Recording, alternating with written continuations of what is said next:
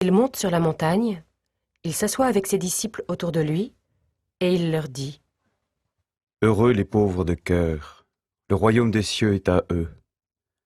Heureux les doux, ils obtiendront la terre promise. Heureux ceux qui pleurent, ils seront consolés. Heureux ceux qui ont faim et soif de justice, ils seront rassasiés.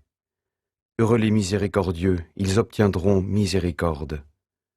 Heureux les cœurs purs, ils verront Dieu. Heureux les artisans de paix, ils seront appelés fils de Dieu. Heureux ceux qui sont persécutés pour la justice, le royaume des cieux est à eux. Heureux serez-vous si l'on vous insulte, si l'on vous persécute à cause de moi. Réjouissez-vous, car votre récompense sera grande dans les cieux.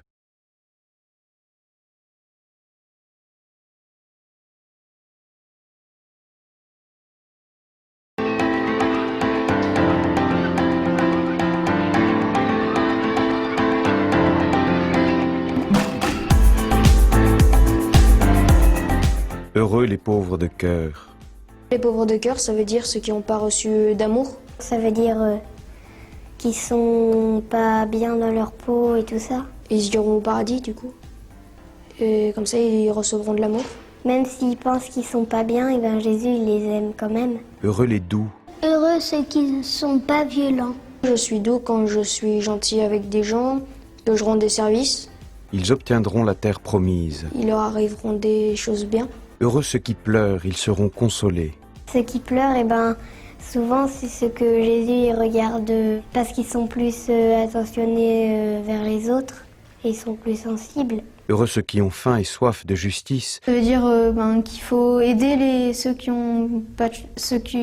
sont mis de côté. Il faut dire aux autres de ne pas les mettre de côté. Heureux les miséricordieux, ils obtiendront miséricorde. Heureux ceux qui savent pardonner, parce que Dieu leur pardonnera. Heureux serez-vous si l'on vous insulte, si l'on vous persécute à cause de moi. Ça veut dire que les gens dont on se moque parce qu'ils croient en Dieu, ils auront une grande place dans les cieux.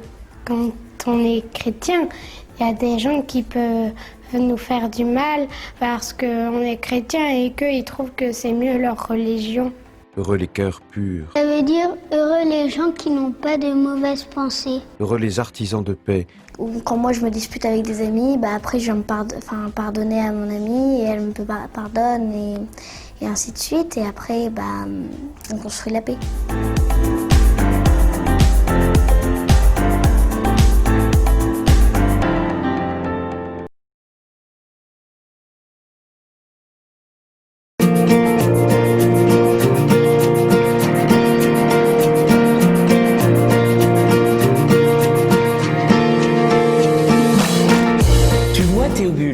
Quand on dit que Dieu est tout-puissant, on imagine Dieu comme un super-héros qui peut tout. C'est vrai, mais la toute-puissance de Dieu, c'est aussi autre chose. Dieu, en Jésus, est devenu un tout petit enfant, tout fragile. Et Jésus, une fois devenu adulte, est mort pour nous sur la croix. C'est bizarre pour un super-héros. Mais Dieu le Père ne l'a pas abandonné, et dans sa toute-puissance, il l'a ressuscité.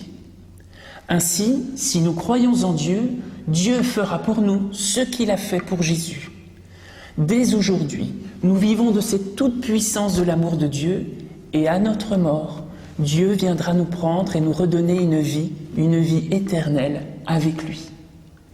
Ainsi, nous sommes des enfants de Dieu, et nous devons être des super-héros, non pas de la force, mais de l'amour.